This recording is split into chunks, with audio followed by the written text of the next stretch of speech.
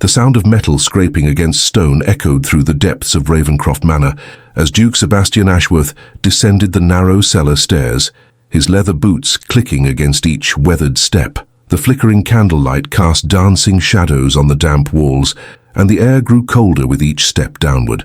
What he discovered in the bowels of his newly inherited estate would haunt him for the rest of his days. England, 1847. The Duke had returned from 3 years abroad to claim his uncle's vast holdings, expecting nothing more than dusty furniture and forgotten heirlooms. Ravenscroft Manor stood like a Gothic monument against the Yorkshire countryside, its towers piercing the grey autumn sky like accusations. The previous Duke had been a reclusive man, known for his eccentricities and sudden disappearance of visitors who dared cross him. Sebastian had dismissed the servants' whispered warnings about the locked cellar as mere superstition.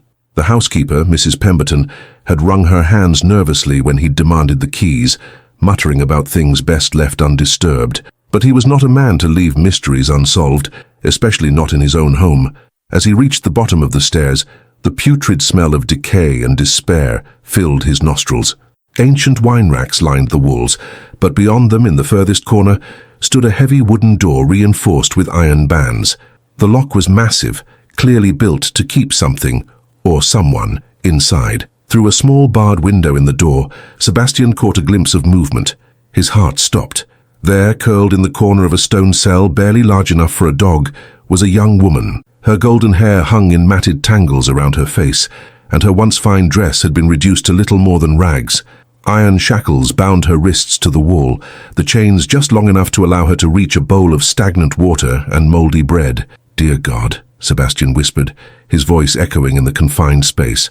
The woman looked up at the sound, her emerald eyes wide with terror and something else, a flicker of hope that seemed almost painful to witness. She pressed herself further against the stone wall, as if trying to disappear entirely. "Please," she whispered, her voice hoarse from disuse. "I've been good. I haven't tried to escape. Please don't hurt me anymore." Sebastian's hands trembled as he examined the lock. It was ancient but solid, designed by someone who had intended this imprisonment to be permanent. The woman, for she was clearly a lady by her bearing despite her condition, watched him with growing confusion as he struggled with the mechanism. "Who are you?" he asked gently, trying to keep the rage from his voice. Not rage at her, but at whatever monster had done this.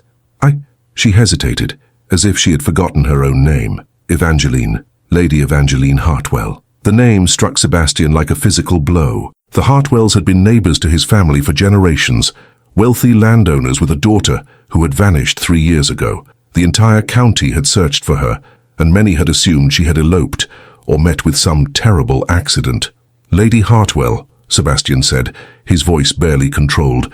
"I am Sebastian Ashworth, the new Duke of Ravenscroft. My uncle is dead, and you are safe now." But even as he spoke the words, he could see that safety was a concept this woman had learned not to believe in. She studied his face in the candlelight, searching for signs of deception or cruelty.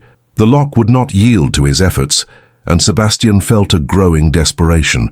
This woman had been imprisoned here for 3 years, 3 years of unimaginable suffering at the hands of his own family. The weight of that inheritance settled on his shoulders like a crushing burden. "I'm going to break this lock," he told her, setting down the candle. "Stay back." Sebastian had always been strong, his years traveling through dangerous territories, having hardened both his body and his resolve. He gripped the iron bars of the small window and began to wrench them back and forth, ignoring the way the metal cut into his palms. Blood began to flow, but he continued, driven by a fury that bordered on madness. The sound of breaking stone and screaming metal filled the cellar as Sebastian threw his entire weight against the door. Something had to give, and he would make sure it wasn't his determination to free this woman. Each impact sent shockwaves through his body, but the image of those terrified green eyes drove him forward. With a final tremendous crash, the lock mechanism shattered, and the door swung open with a groan that seemed to come from the very foundations of the manor itself. Evangeline cowered in the corner as the door swung open, her chains preventing her from moving more than a few feet. Freedom was so close she could taste it, yet 3 years of captivity had taught her that hope was often just another form of cruelty. She watched as the Duke stepped into her cell, his hands bleeding from his battle with the lock, his fine clothes torn and stained. "It's all right," Sebastian said softly, approaching slowly as one might approach a wounded animal. "I'm going to get those chains off you." But Evangeline had heard promises before. Her uncle, the previous Duke, had made many promises during her imprisonment. Promises of food if she behaved, promises of warmth if she didn't scream, promises of death if she tried to escape. She had learned that the promises of powerful men were weapons in disguise. "Why?" she whispered, her voice barely audible. "What do you want from me?" The question pierced Sebastian's heart. That this woman had to ask such a thing spoke to horrors he could barely imagine. He knelt beside her, careful not to move too quickly, and began examining the shackles. They were old but well-maintained, clearly opened and closed many times over the years. "I want nothing from you except to see you free and safe," he said, working at the locks with a hairpin from his coat. "What happened to you here was monstrous. It will never happen again." As the first shackle clicked open, Evangeline gasped and clutched her freed wrist. The skin beneath was rubbed raw, marked with permanent scars that would tell the story of her captivity forever. When the second lock gave way, she collapsed forward, her legs too weak to support her. Sebastian caught her instinctively, and for a moment they remained frozen, he supporting her frail form, she too overwhelmed to pull away. It was the first gentle human touch she had known in 3 years, and the sensation almost broke what remained of her composure. "Can you walk?" he asked. Evangeline tried to stand, but immediately crumpled. Her legs, cramped from years of confinement, refused to obey. Without hesitation, Sebastian swept her into his arms, cradling her against his chest as he carried her toward the stairs. "The servants," Evangeline whispered in panic. "They'll tell him. He'll find me." "My uncle is dead," Sebastian reminded her gently, "and any servant who was complicit in this will be dismissed immediately." But as they reached the main floor of the manor, Sebastian realized the situation was more complex than he had anticipated. Mrs. Pemberton stood in the grand foyer, her face pale with shock at seeing Evangeline alive. Behind her clustered the other staff members, their expressions ranging from surprise to something that looked disturbingly like disappointment. "Your Grace," Mrs. Pemberton stammered, "perhaps it would be best if the young lady were taken to the local asylum. She's been down there so long, she must be quite mad by now." The casual cruelty of the suggestion made Sebastian's blood boil. "Lady Hartwell will be taken to the best guest chamber immediately. She will be treated with every courtesy due her station and her suffering." "But Your Grace," pressed the housekeeper, "what will people say? A young woman unmarried staying in your home? The scandal will be nothing compared to the scandal of what happened under this roof." Sebastian cut her off sharply. Anyone who has a problem with showing basic human kindness to a woman who has endured unimaginable cruelty is free to seek employment elsewhere. As Sebastian carried Evangeline up the grand staircase, she marveled at the opulence surrounding her. Crystal chandeliers cast rainbows on marble floors, and oil paintings of stern-faced ancestors lined the walls. It was a world she had once been part of, before her imprisonment had reduced her existence to 4 stone walls and the sound of her own breathing. "I don't understand," she said as Sebastian pushed open the door to an elegantly appointed guest room. "Why are you helping me? What's the trap?" Sebastian gently placed her on the silk-covered bed, then stepped back to give her space. "There is no trap, Lady Hartwell. You've suffered enough." A maid appeared in the doorway, young Sarah, who had started working at the manor only recently and therefore had no knowledge of Evangeline's imprisonment. Her eyes widened with sympathy at the sight of the battered young woman. "Sarah, please draw a warm bath and find some appropriate clothing," Sebastian instructed. "Lady Hartwell will need gentle care and nourishing food." As the maid hurried to comply, Sebastian turned back to Evangeline. "I need to ask you something, and you don't have to answer if you're not ready. Do you remember how you came to be imprisoned here?" Evangeline's hands twisted in the silk bedspread as the memories threatened to overwhelm her. "I was visiting for a house party. Your uncle, he seemed kind at first.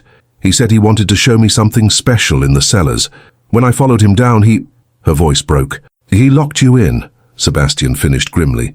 "He said no one would look for me there, that everyone would assume I had eloped or run away." He was right. Tears began to flow down her cheeks. "My own family stopped searching after 6 months. They held a memorial service." The casual mention of her memorial service struck Sebastian like a physical blow. This woman had been mourned, buried in absentia, forgotten by the world while she suffered alone just feet beneath the ground where her loved ones walked. "Your family believes you're dead," he said quietly.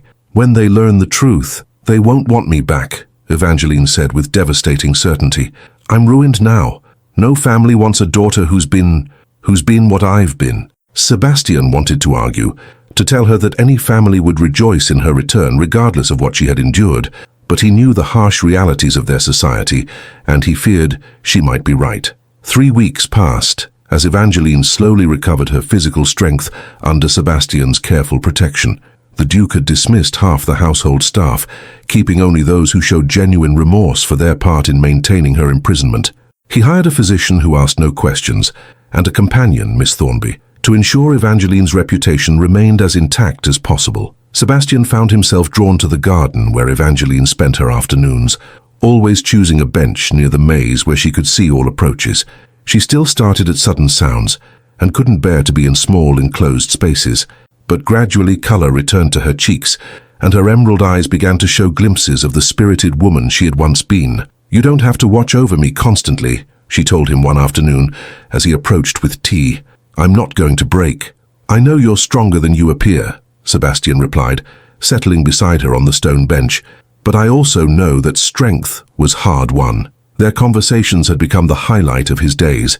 Evangeline possessed a sharp intelligence that had been dulled, but not destroyed by her ordeal. She remembered details about literature, music, and politics that showed her education had been extensive. More than that, she had developed an insight into human nature that came from having seen both its darkest depths and, in Sebastian's kindness, its potential for goodness. But their growing closeness was about to be shattered by an unexpected visitor. "Your Grace," announced the remaining butler, "Lord Reginald Hartwell requests an immediate audience." Evangeline's face went white. "My father," she whispered. Someone told him. Sebastian stood immediately. "You don't have to see him if you're not ready."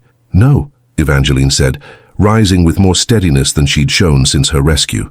"If he's here, it's time to face what I've become." Lord Hartwell strode into the drawing room like a man on a mission of war. He was a tall, imposing figure with greying hair and the bearing of someone accustomed to absolute obedience. His eyes swept over Sebastian with barely concealed hostility before settling on his daughter. For a moment, father and daughter simply stared at each other across the elegant room. Evangeline waited for some sign of joy, relief, or even simple recognition of her suffering. Instead, she saw calculation in her father's eyes. "So it's true," Lord Hartwell said finally. "You're alive." "Yes, father, I'm alive. Do you have any idea what scandal this creates?" he continued, his voice rising. "We held a funeral. I've already arranged your sister's marriage to a suitable family, using your inheritance as part of her dowry. And now you appear, living unmarried in the home of an unmarried duke, expecting what exactly?" Sebastian stepped forward, his own temper barely controlled. "Perhaps, Lord Hartwell, you might show some relief that your daughter survived 3 years of imprisonment and torture." "Imprisonment?" Lord Hartwell laughed bitterly. "Is that what she's told you? My dear Duke, my daughter was always prone to dramatic tales. She disappeared 3 years ago, most likely with some unsuitable lover, and now she's concocted this story to explain her absence." The accusation hit Evangeline like a physical blow. She had prepared herself for many reactions, but not to have her suffering dismissed as fiction. "I can show you the scars," she said quietly.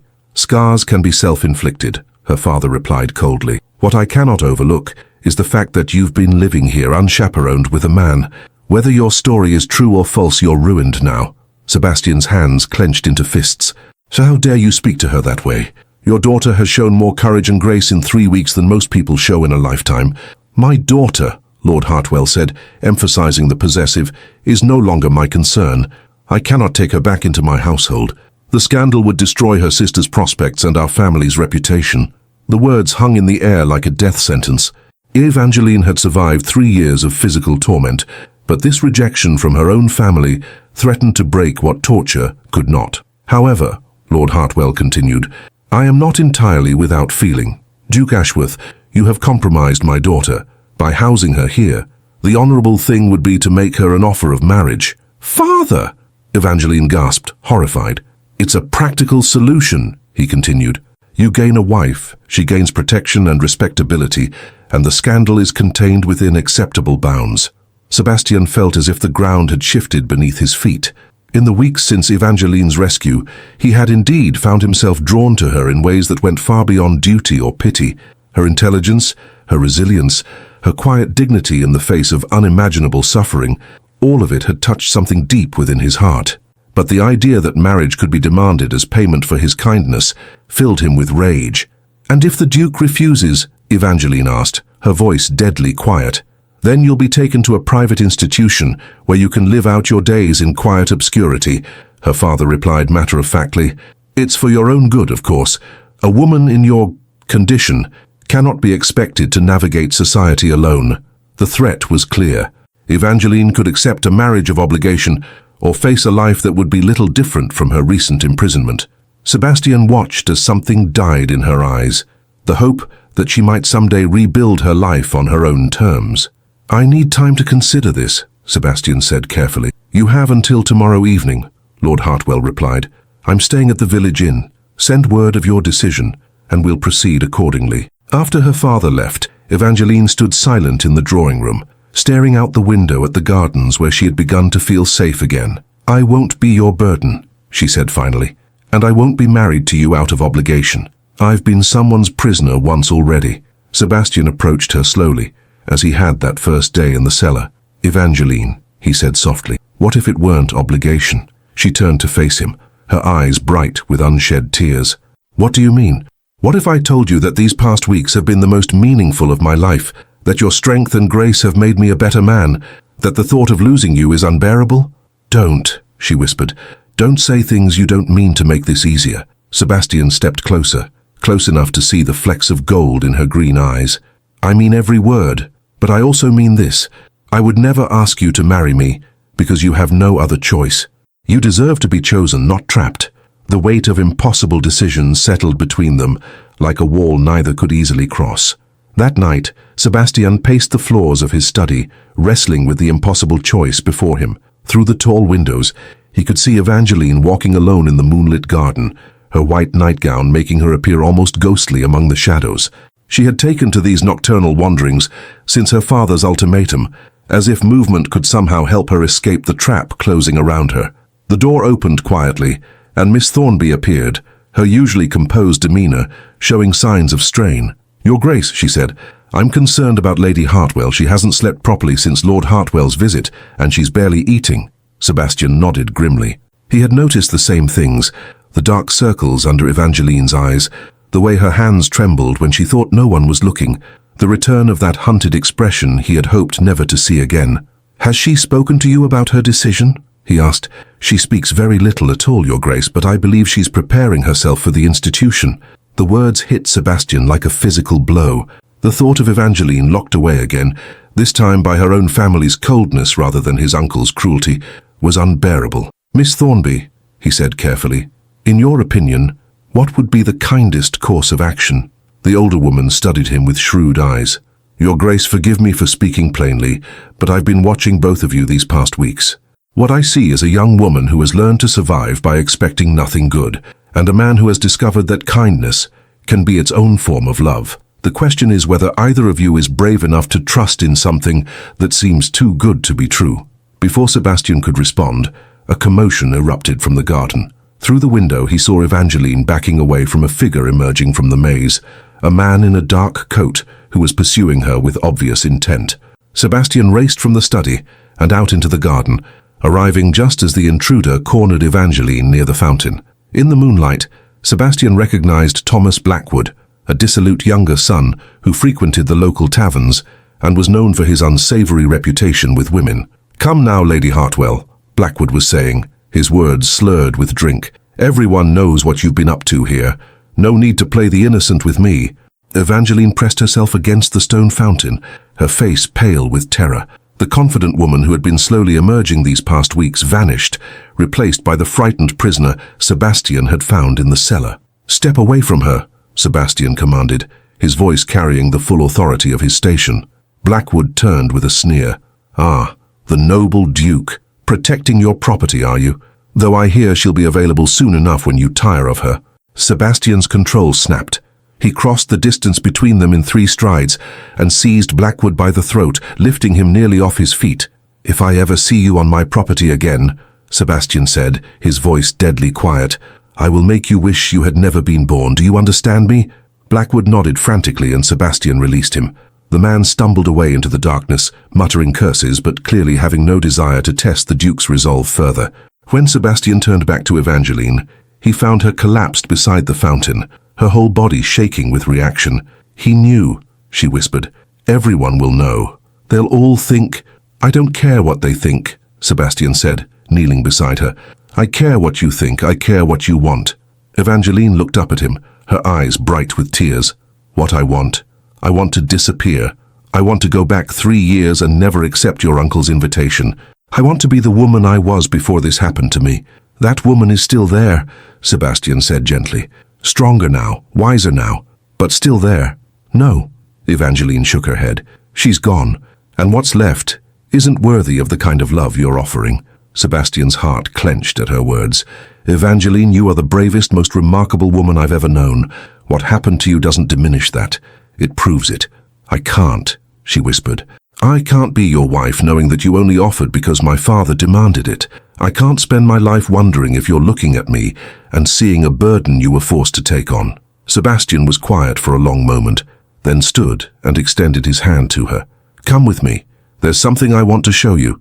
He led her back into the manor and up to his private study, a room she had never entered. The walls were lined with books and maps from his travels, but Sebastian moved directly to a locked drawer in his desk. From it, he withdrew a small leather journal. "I've been writing since the day I found you," he said, handing her the journal. "Read it." With trembling hands, Evangeline opened to the first entry, dated 3 weeks prior. "Found a woman imprisoned in the cellar today. Dear God, what my uncle was capable of. She looked at me with such terror, such broken hope. I swear by everything I hold sacred that I will see her healed and free." She turned the pages, reading entry after entry, documenting her recovery, but more than that, documenting Sebastian's growing admiration for her courage, his delight in her quick wit, his amazement at her resilience. Day 12. She laughed today at something Miss Thornby said. The sound was like sunlight breaking through clouds. I realized I would give anything to hear it again. Day 18. We discussed the poetry of Wordsworth in the garden. Her insights were so profound I found myself seeing familiar verses in entirely new ways. How did my uncle mistake such intelligence for weakness? Day 20. She asked me today why I show her such kindness. The question broke my heart. How does one explain that kindness given freely becomes love almost without notice? Evangeline's hands shook as she read the most recent entry. Her father arrived today with demands and ultimatums. I wanted to throw him from my property for the coldness he showed her. But I realized something important. I don't want to marry her to save her from scandal. I want to marry her because the thought of a life without her laughter, her wisdom, her quiet strength seems unbearable. The question is whether I'll ever be brave enough to tell her that. She closed the journal and looked up at Sebastian with wonder. "You wrote this before my father's ultimatum?" "Every word," Sebastian confirmed. "Evangeline, I'm not asking you to marry me because society demands it. I'm asking because somewhere in these weeks of watching you rebuild yourself, I fell completely and irrevocably in love with the remarkable woman you are. But what about scandal? What about society?" Sebastian cupped her face gently in his hands. "Let society gossip. We know the truth, and that's all that matters. But I need you to know that whatever you decide, I will support it. If you want to leave here and build a new life somewhere else, I'll provide the means. If you want to face down your father and reclaim your place in your family, I'll stand beside you. If you want to marry me, it will be because you choose it, not because you have no other option." For the first time since her rescue, Evangeline allowed herself to hope that perhaps the future could hold something more than mere survival. The next evening arrived with all the weight of destiny. Lord Hartwell had sent word that he would return for Sebastian's decision, and the entire manor seemed to hold its breath in anticipation.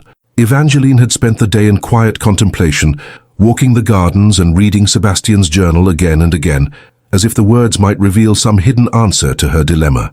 As the hour of reckoning approached, she found herself in the chapel on the manor grounds, a small stone building that had stood for centuries. The late afternoon light streamed through stained glass windows, casting patterns of blue and gold across the ancient floors. Here, surrounded by the prayers and hopes of generations, she hoped to find clarity. "I thought I might find you here." Evangeline turned to see Sebastian standing in the doorway, his tall frame silhouetted against the dying light. He approached slowly, reverently, understanding that this sacred space had become her refuge. "I used to pray here as a child when I visited my uncle," he said, settling beside her in the front pew, "before I learned what kind of man he really was." "What did you pray for?" Evangeline asked. "Adventure, purpose, a life that mattered?" Sebastian's voice was quiet in the hushed atmosphere. "I never imagined that all three would come in the form of finding you." Evangeline studied his profile in the colored light. These weeks had changed him too, she realized. The man who had broken down her prison door with his bare hands had been driven by simple human decency. But the man beside her now carried something deeper, a sense of completeness that she had helped provide. "Sebastian," she said carefully, "if we marry, there will always be those who say you were trapped into it, that you were forced to save my reputation. And there will be those who say you only accepted because you had no choice," he replied. "But we'll know better, will we?" Evangeline's voice carried 3 years of learned skepticism. "Or will we always wonder?" Before Sebastian could answer, the chapel door burst open. Lord Hartwell stood there, his face flushed with anger, accompanied by 2 men Evangeline didn't recognize. "So this is where you're hiding," her father said, striding down the aisle with the righteous fury of a man convinced of his own virtue. "Playing at sanctity while living in sin." "Father, please," Evangeline began, but he cut her off with a sharp gesture. "I've come to inform you that your time for decision-making is over," he declared. "I've brought Dr. Whitmore and his assistant from the Hillcrest Institution. You'll be leaving with them tonight." Dr. Whitmore stepped forward, a thin, pale man with cold eyes and an oily smile. "Lady Hartwell," he said in a voice like silk over steel, "your father has explained your condition. We have excellent facilities for treating women with delusions of persecution." "Delusions?" Sebastian rose to his feet, his voice echoing off the stone walls. "She was chained in a cellar for 3 years. "So she claims," Lord Hartwell replied, "but we have only her word for it, and the word of a woman who has clearly suffered a complete mental breakdown. Dr. Whitmore has assured me that with proper treatment, she may eventually come to remember things more accurately." The implication was clear. The institution would cure Evangeline by convincing her that her trauma had been imaginary. It was a fate perhaps worse than death, to lose not just her freedom, but her very understanding of what had happened to her. "I won't go," Evangeline said, standing beside Sebastian. "You cannot force me." "Actually," Dr. Whitmore said pleasantly, "your father has legal authority over an unmarried daughter, especially one whose mental competency is in question. We have the papers." He produced a document from his coat, commitment papers that would make Evangeline a legal prisoner once again, this time in the name of her own good.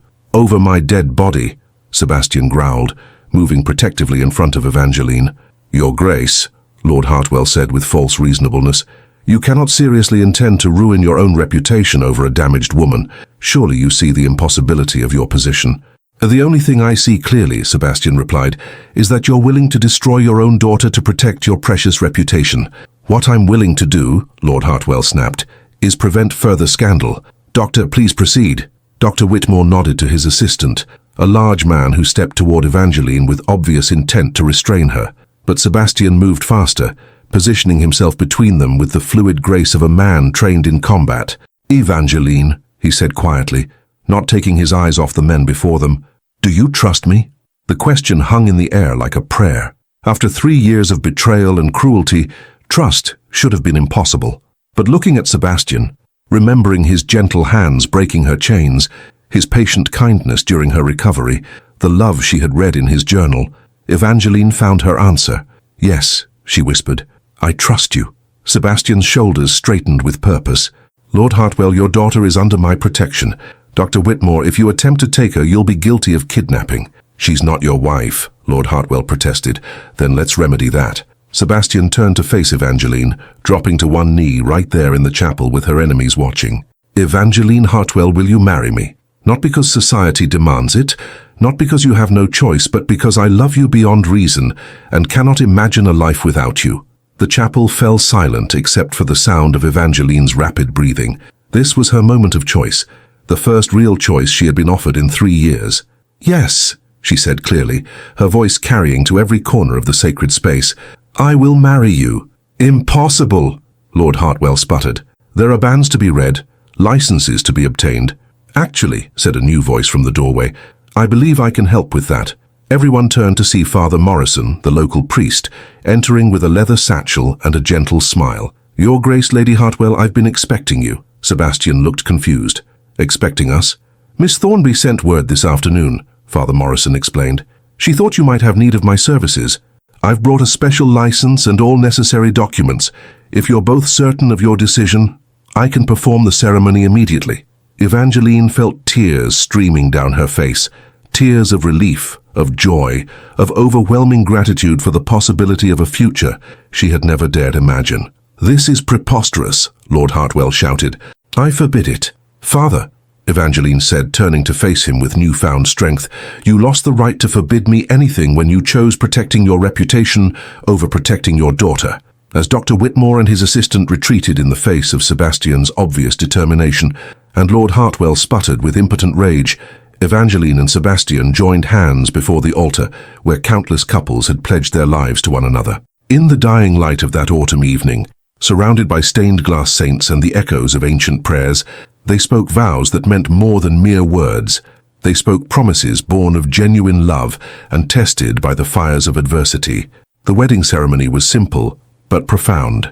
Father Morrison's voice carried clearly through the chapel as he pronounced Sebastian and Evangeline husband and wife, their vows witnessed by the flickering candlelight, and Miss Thornby, who had appeared with tears in her eyes and Sebastian's signet ring to complete the ceremony. Lord Hartwell had stormed out with his companions, muttering threats about disinheritance and social ruin, but his words carried no weight in the sacred space where love had triumphed over manipulation. As Sebastian kissed his new bride, Evangeline felt a completeness she had thought lost forever. The months that followed brought challenges neither had fully anticipated. Society's reaction to their sudden marriage was swift and merciless. Invitations stopped arriving. Former friends crossed the street to avoid conversation, and whispers followed them wherever they went.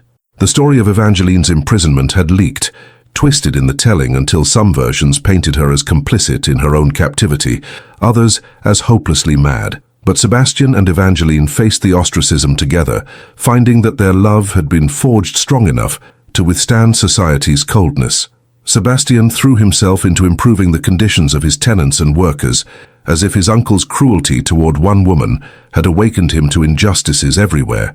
Evangeline, meanwhile, began quietly corresponding with other women who had suffered similar fates, creating an informal network of support that would eventually grow into something much larger. The first real test of their marriage came 6 months later, when Evangeline's sister Catherine appeared at Ravencroft Manor, traveling alone and clearly distressed. "Evangeline," Catherine stood in the foyer, staring at her sister, as if seeing a ghost. "Is it really you?" The reunion was awkward at first. Catherine had fully accepted their father's version of events, that Evangeline had run away and was now telling lies to cover her shame. But as the sisters spent time together, Catherine began to see the truth in ways their father had refused to acknowledge. "The scars," Catherine whispered one evening as they sat by the fire, "they're real." Evangeline had shown her sister the permanent marks on her wrists, the evidence that no amount of denial could explain away. "Yes," she said simply, "they're real. Father said, he said you were mad, that you'd convinced yourself this fantasy was true. Father said what was convenient for him to believe," Evangeline replied without bitterness.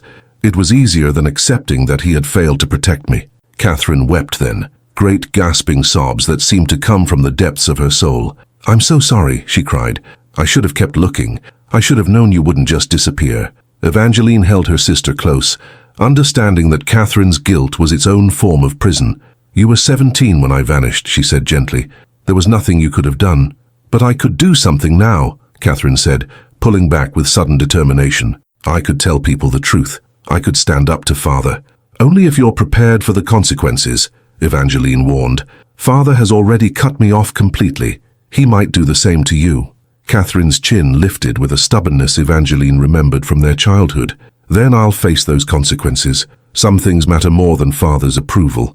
The confrontation with Lord Hartwell came 2 weeks later, when he arrived to retrieve Catherine, having discovered her unauthorized visit.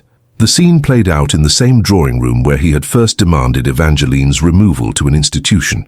"Catherine, come away from this place immediately," he commanded. "You're embarrassing the family by associating with her. With my sister," Catherine said firmly. "Your daughter, the woman you abandoned when she needed you most."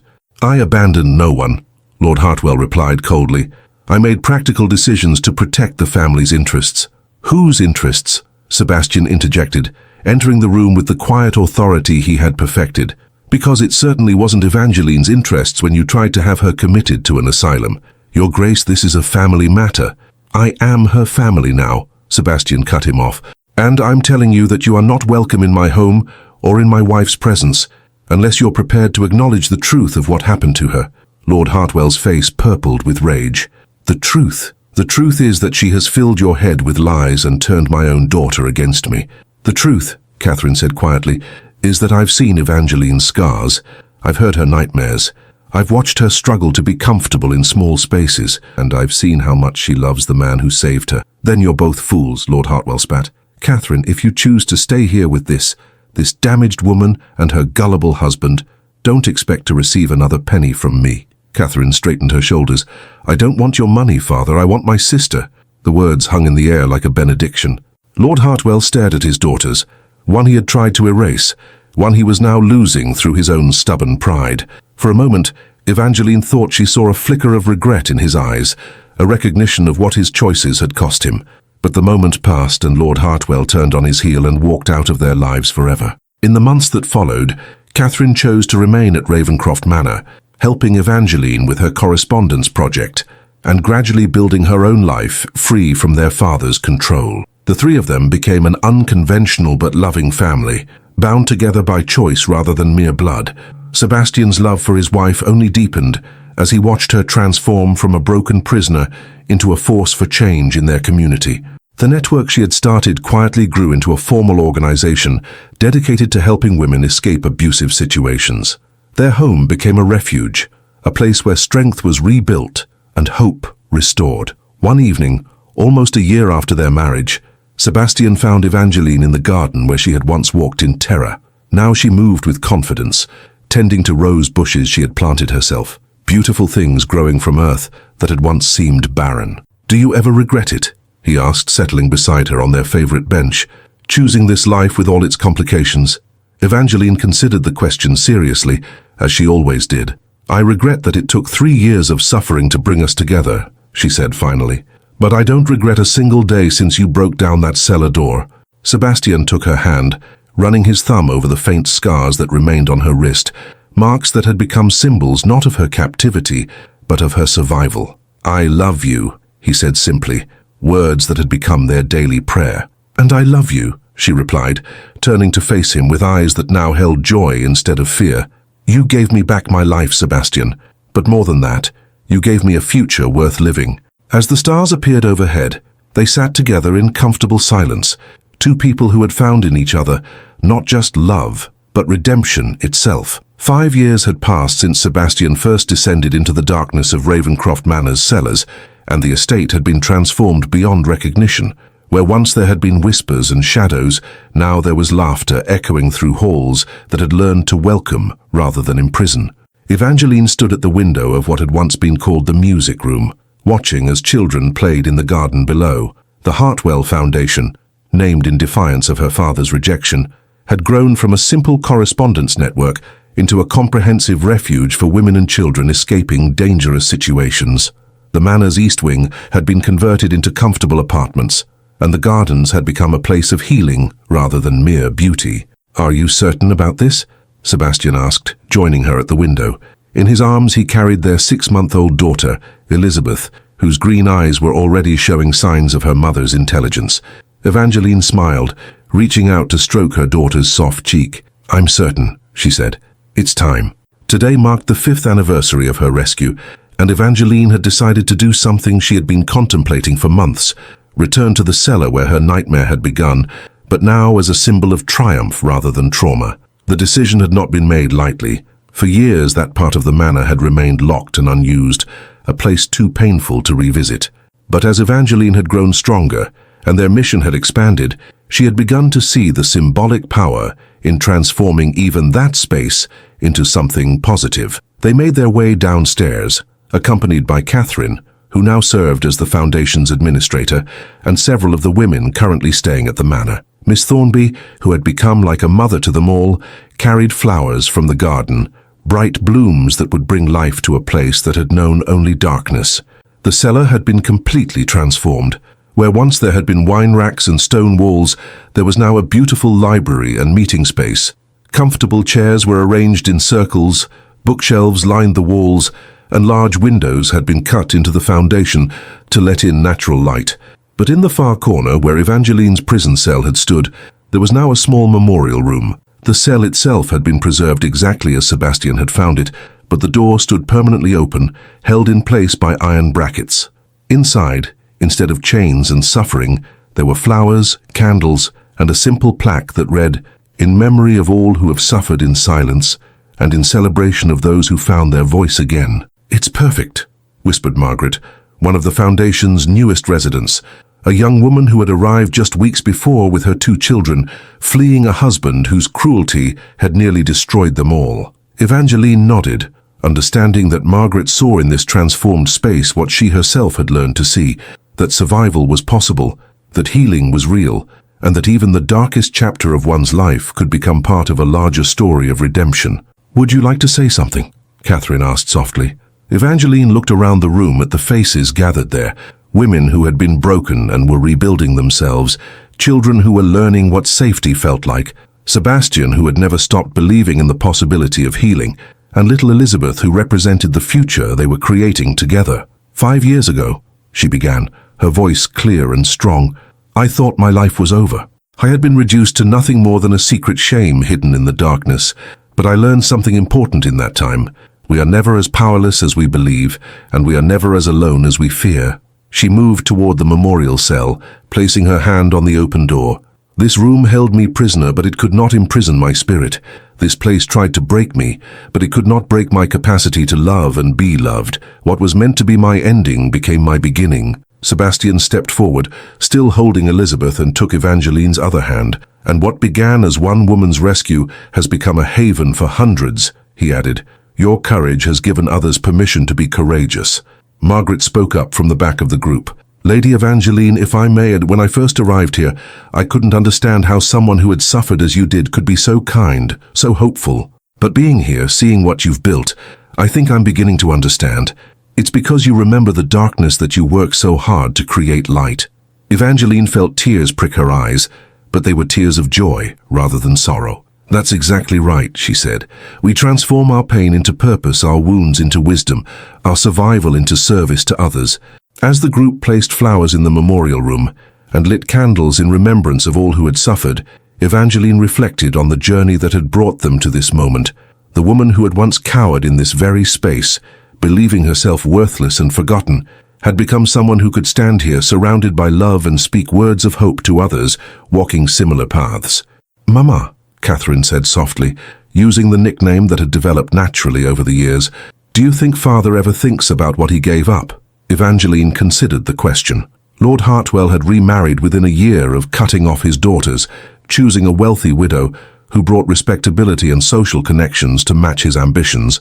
They had heard he was successful in his political aspirations, having secured a position in Parliament. But they had also heard he was not particularly happy. "I think he thinks about it," Evangeline said finally, "but I also think he's convinced himself that his version of events is true. People can be remarkably skilled at protecting themselves from inconvenient truths." "His loss," Sebastian said firmly, adjusting Elizabeth in his arms. "Our family is complete without him," and it was true. The unconventional family they had created at Ravencroft Manor was bound by something stronger than blood. They were connected by choice, by shared purpose, by the understanding that love could indeed triumph over the worst that life could offer. As evening fell and the group prepared to return upstairs for dinner, Evangeline took one last look around the transformed cellar. The space that had once echoed with her desperate prayers for rescue now echoed with laughter and hope. The room that had witnessed her darkest hours now witnessed the bright futures being built by women who refused to let their pasts define them. "Are you ready?" Sebastian asked, offering her his arm. Evangeline looked up at the man who had literally and figuratively opened the doors of her prison, who had shown her that love could heal even the deepest wounds, who had never stopped believing in her capacity for happiness. "I'm ready," she said, taking his arm as little Elizabeth reached out with chubby fingers to grasp her mother's hair. Together, they climbed the stairs toward the warmth and light above, leaving behind forever the darkness that had once threatened to consume them both. In its place, they carried with them the most powerful truth Evangeline had ever learned, that sometimes what saves us isn't the absence of suffering, but the presence of someone willing to walk through the darkness with us toward the light. Before you go, tap the like button and subscribe for new stories every week.